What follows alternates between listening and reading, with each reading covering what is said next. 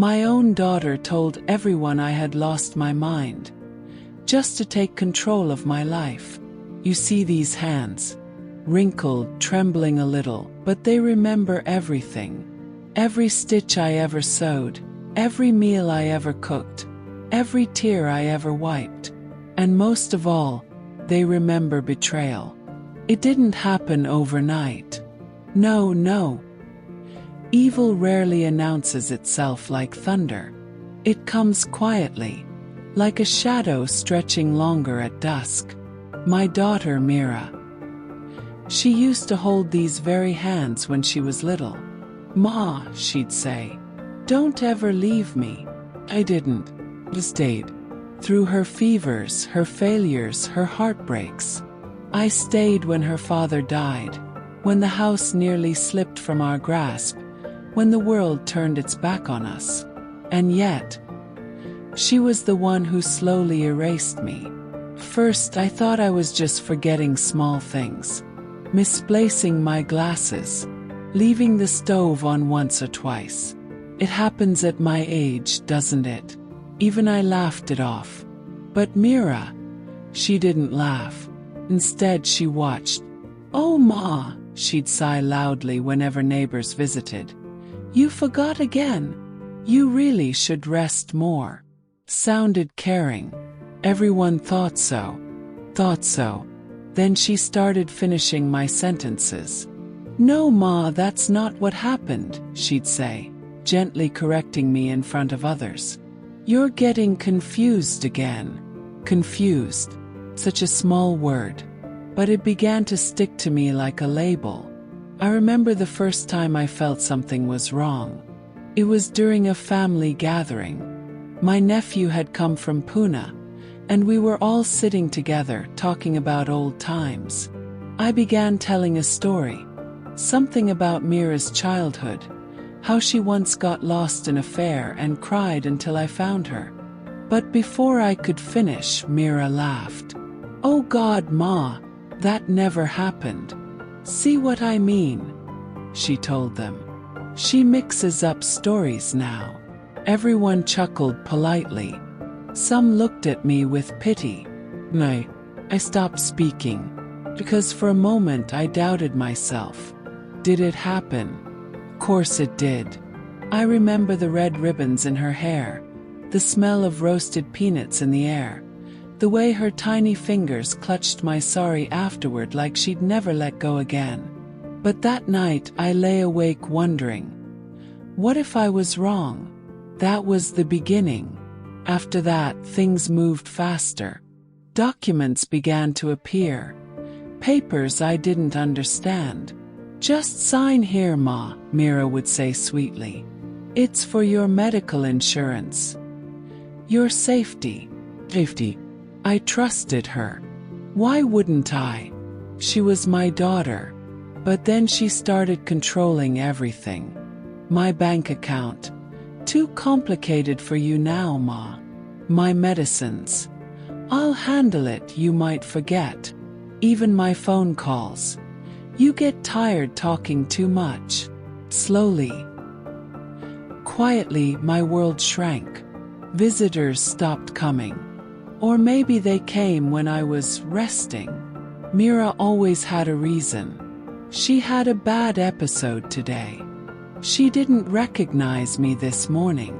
She gets agitated.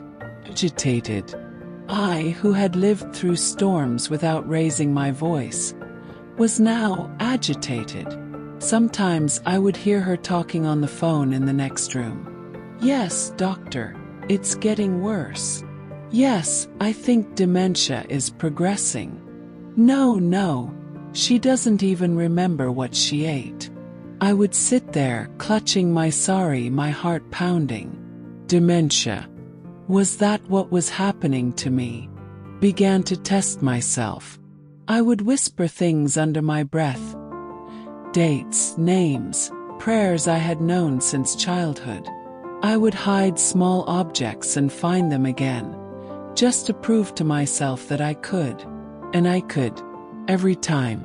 But when I tried to tell Mira, she would just smile. that same soft, patient smile. "That's okay, Ma. You don't have to pretend for me." Pretend. Do you understand what that does to a person? When the whole world starts believing you are losing your mind, you begin to lose your grip on truth itself. There were days I questioned my own memories. Days I stayed silent because I feared being corrected. Days I cried quietly, not because I was weak, but because I didn't know how to prove I was still me. And then, one day, I heard something I was never meant to hear. Mira had a visitor, a man in a crisp shirt. I was in my room, the door slightly open. They thought I was asleep. "Once the power of attorney is finalized," the man said, "everything will be in your name. The house, the accounts. And she won't be able to interfere." Mira asked, "Interfere?" The word struck me like a slap. "No," he replied. "Given her condition, it's very straightforward." They both laughed. I sat there frozen. My ears rang, my chest tightened. But my mind was clearer than it had ever been. In that moment, everything made sense. The corrections, the lies, the isolation. It wasn't concern. It was a plan. My own daughter was stealing my life while convincing the world I had already lost it. And the worst part, no one would believe me, because in their eyes, I was already gone. That night I didn't cry. That night I made a decision. If they thought I had lost my mind, then I would have to prove I hadn't. But not by begging, not by arguing. I would do it in a way they would never expect. Quietly, carefully, just like she did. Because if Mira had taught me anything, it was how dangerous silence could be. You want to know something strange? The moment I realized the truth, I stopped feeling weak. All those days of confusion, of doubt, of questioning myself, they vanished like fog under sunlight. My mind, the one everyone believed was fading, became sharper than ever, because now I had something stronger than fear. I had purpose, but I also knew something else. I couldn't confront Mira directly. Not yet. She had already built a story around me. A fragile, confused old woman losing her grip on reality. If I spoke out suddenly, it would only confirm what she had told everyone. "No," I told myself. "You have to be smarter." I began to play along. I, who had spent my whole life being honest, started pretending. If she said I forgot something, I nodded slowly. If she corrected me, I smiled weakly. If visitors came, I stayed quiet. Sometimes even mumbling a little, just enough to make her comfortable. And oh, how comfortable she became. That was her mistake. When people believe they've already won, they stop being careful. I started observing everything. Where she kept the documents, who she spoke to, what she said when she thought I wasn't listening. And slowly, I began to collect pieces of the truth. There was a small old phone I had hidden years ago. A simple one, not even a smartphone. Mira had forgotten about it. I kept it tucked inside my mattress. At night, when the house was silent, I would take it out. I didn't call anyone at first. I just recorded her conversations, her plans, her voice. So calm, so calculated. Yes, once everything is transferred, I'll move her to a care facility. Care facility. That's what she called it. Not home. Not family. Facility. I also found copies of documents. Some unsigned, some partially filled.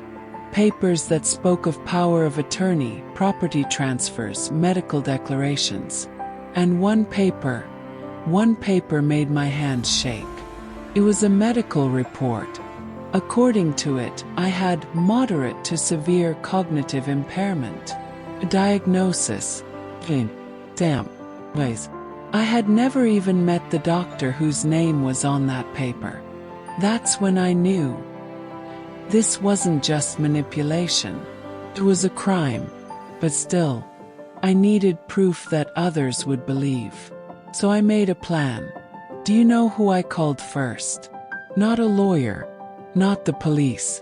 I called someone who had known me long before Mira started rewriting my story. My school friend Lotta. My voice trembled when she answered. Not because I was weak, but because I had stayed silent for so long. Lotta, I said, do you think I've lost my mind? There was a pause. Then she laughed softly. You. Never. And that gave me strength. I told her everything. Every detail. Every fear. She didn't interrupt. She didn't doubt me. She listened. And then she said something I will never forget.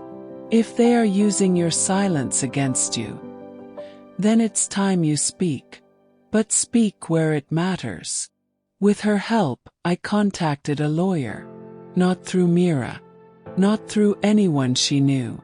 Quietly, carefully, the lawyer met me in person. I still remember the way he looked at me, searching for signs of confusion perhaps. So I gave him none. I spoke clearly. I showed him the recordings, the documents, timelines. By the time I finished, his expression had changed. This is serious, he said. Very serious. For the first time in months. Someone believed me. We set a date. A day when everything would come to light. Mira thought she was taking me for another routine medical checkup. I sat beside her in the car, staring out the window, pretending to be distant. But inside my heart was steady. Because I knew something she didn't. That day, the roles would reverse. When we arrived, it wasn't just a doctor waiting. There was a legal officer, second doctor, and my lawyer. Mira's smile faltered. What is this? She asked. I looked at her. Really looked at her. For the first time, not as my daughter, but as the person who had tried to erase me. And then, he spoke. Not hesitantly, not weakly, but clearly, confidently, every word sharp as truth. I answered every question they asked me. Dates, events, calculations, memories. Flawlessly. Then came the recordings. Her voice filled the room. Her plans. Her laughter. Her intentions. I watched as the color drained from her face. Ma, this is not, she tried to speak. But for once, she had no story left to tell. The fake medical report was exposed. The documents were questioned. And just like that, the illusion she had built around me shattered. Do you know what hurt the most? Not the betrayal, not the lies, but the look in her eyes. Not guilt, not regret, but anger that she had been caught. In that moment, I understood something painful.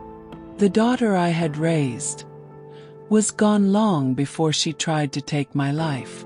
The legal process took time, of course, but in the end the truth stood firm. Her control over my property was revoked. An investigation was opened. I walked out of that house not as a victim, but as myself, free. Today I live in a small place. It's quiet, peaceful. I make my own tea, keep my own keys, tell my own stories. And no one dares to call me confused.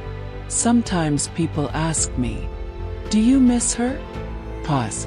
Because a mother's heart doesn't forget easily. But then I remember everything. And I say softly, I miss the daughter I thought I had. Then I look at these hands again, wrinkled, trembling, but strong, because they didn't just raise a child. They fought to reclaim a life. And they won.